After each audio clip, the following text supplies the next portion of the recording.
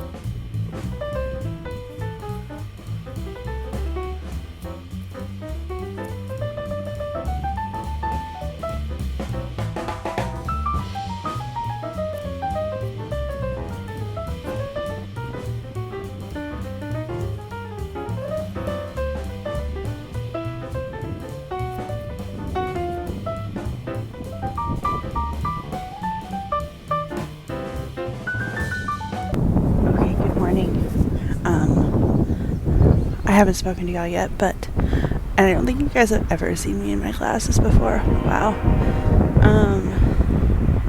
This is my morning routine almost every summer weekday. I do not do this in the winter. I am such a fair weather walker. You will not catch me doing this after mid-October. But I get up. I aim for about between 6 and 6:15, and then make a coffee, get changed, and hit the pavement for a morning walk. And then I come to the end of the dock, and I sit here, and I do my Duolingo. So that's what we're gonna do next. Also, I think I need to start bringing like gloves or a grabber and a garbage bag, because there's always so much litter. Why do people litter?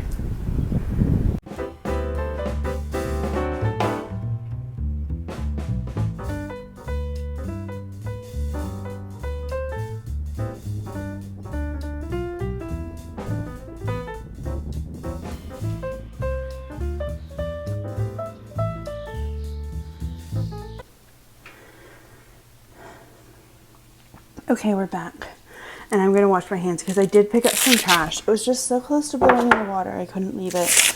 I'm also, this is not part of my morning routine, I'm gonna call the non-emergency line because there was just an abandoned wheelchair at the waterfront with the hospital's logo on it, like it was one of those emergency room ones. So we're gonna do that. Devastating.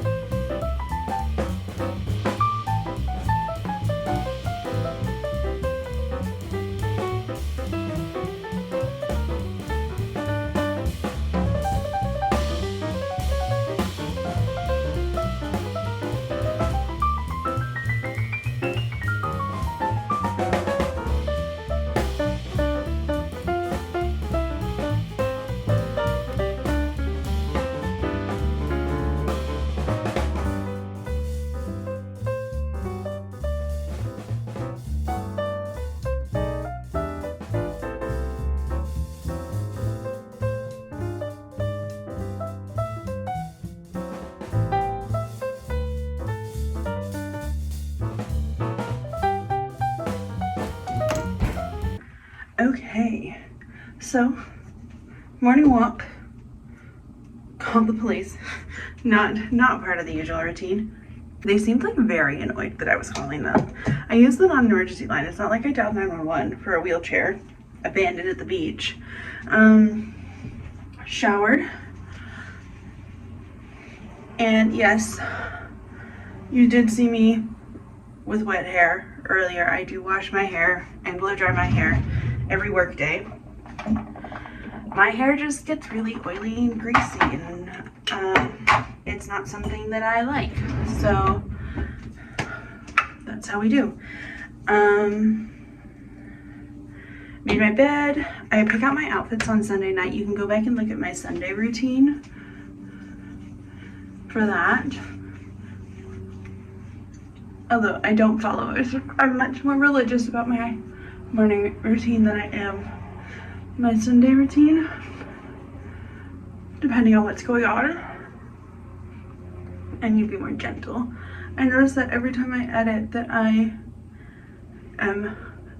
really rub stuff in. Make sure you get your ears. Okay, and now I like to let my sunscreen absorb for a little, so I'm gonna make a coffee and we'll be right back. Okay, coffee is made, window or curtains are open, and oh, I also, like, kind of as I'm like waiting for stuff happening in the kitchen, like I always microwave my frozen fruit a little bit so that my immersion blender can handle it. And while I do that, if I have clean dishes in the sink, I'll put them away, depending on how much time I have. Whenever I get up and do my morning walk, you would think that like adding in, this is the Dr. Jart Sick of Hair Redness Correcting. You would think that adding in the morning walk would mean I had less time every morning, but somehow it has the opposite effect. On days when I get up and do it, I always have time. I don't know if it, like, I'm awake enough that I'm actually like moving during my morning routine, or if it's the fact that like, if it's just simply the fact that like I actually like get up to go do my morning walk, and then I have time because I've gotten out of bed instead of hitting snooze 1,000 times. I think it's that. Okay, now I have this, and of course it's right in the center of my face, so I think I can still do my just basic summer routine, which is just the Sick of Hair concealer. The cat has also been fed. Don't let him screaming in the background. Okay, we're gonna let that sit for a second. And then I don't typically put like anything up here because my bangs are gonna cover it.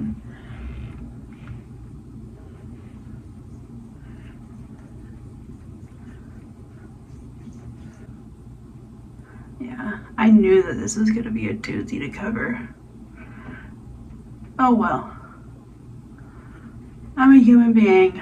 I get spots occasionally. I wish that is so something that like comes with age. And I think I've been thinking a lot about like the body positivity movement with, you know, all the Ozempic of it all at the moment, especially as like a person on the larger end of the mid-size scale, like the true mid-size scale, the people who exist between regular sizes and plus sizes. Like at some stores I can fit into the large, extra large, and at some stores I need like a 2X. And there's been so much talk about how the body positivity movement has failed, but like accepting your body size was like the least important part of the body positivity movement, and I think that gets lost a lot. The body positivity movement was for people in like the extreme larger ends of that, and like for people with disabilities. Like That's really who the body positivity was for. It wasn't for people who wear a size 18. It was for people who wear a size 24 and live in a wheelchair or like need a mobility aid. Like, it was not, its original intention was not for me. It was also primarily meant for people of color. And white women, in the classic way they do, came in and kind of co-opted it. I'll put some readings in the description box for you if you're interested. Oh wait, first. So that was the Rare Beauty Blush in Happy. I don't think that's focusing.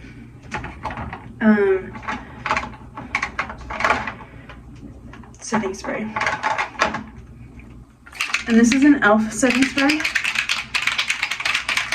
I don't think it works as well as the Urban Decay one, but I was trying to save money. But anyways, I think the body positivity, the original intent of the body positivity movement has gotten completely lost. And we are really headed back in a like being skinny is the only way to be pretty culture in Western society. And actually, I don't even know if it's as distinct between like North American society, European society, because the internet has really contributed to globalization of trends. But I can't even remember what I was originally saying. Okay, I remember now. I was talking about how like the body positivity movement has contributed to like acceptance of acne as well. And like one spot is not acne per se. And I would say like I was decently fortunate as a teenager. I didn't feel like it at the time, but I definitely wasn't like, I never needed to go on like medication for my acne or like birth control. Like I didn't go on birth control because of my acne. I dropped my brush in the sink and now it's wet. So like I was lucky in that way, but like I do think we are a lot more accepting of a pimple. So I don't know if it's just that I've gotten older and that's why I'm okay with like letting a zit breathe. Also just the fact that like this is one of those pimples that like only a pro can cover. And this is a bronzer, or like a bronzy highlighter from Hailey Bogart. She's a Toronto-based makeup artist. And I used to get my eyebrows threaded and tinted and my lashes lifted and tinted at her studio on Eglinton whenever I lived there. And of course she opened a studio in Oakville as like within months of me moving away. But this is one of my favorite things and it has lasted forever. Probably like 4 years, definitely. Yeah, so that's my sermon about the body positivity movement, and how we've like lost the plot a little bit with it. I've started only buying minis of mascara because I like stuff like liquid eye products are the one thing that I actually do believe the expiration date on. So I can't go through a whole tube of mascara in 3 months, so I've just started to buy the mini ones. And then I feel less bad spending $18 and not using it up instead of $26 and not using it up.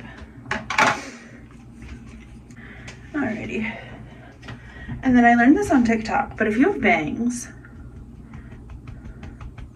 literally just smack yourself on the head and they will roughly, you still have to zhuzh them a little bit, but they will mostly fall back into place.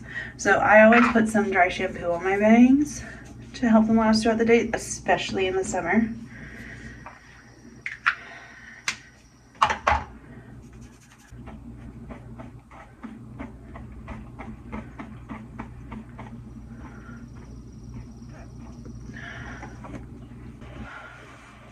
And then I'm actually out of heat protectant spray at the moment. So my ends are feeling a little rough. So I don't normally hair oil, but I am at the moment just because I'm out of heat protection spray. I don't use very much, just like one dropper, and then I really... Okay, and now I'm going to let my hair settle because I'm going to walk to work. So, I'm going to let my hair settle and then I'll put it up in a claw clip so I can walk to work and finish my smoothie. And we're going to chat about morning routines a little bit while I finish my smoothie because I have some stuff to say. Okay, so I have to leave pretty soon if I am going to walk to work, but I just wanted to say that, like, my morning does not look like this every morning. I'm very much a fair weather walker. If it is raining, I do not go. And I will hit snooze for like that half hour that it takes me.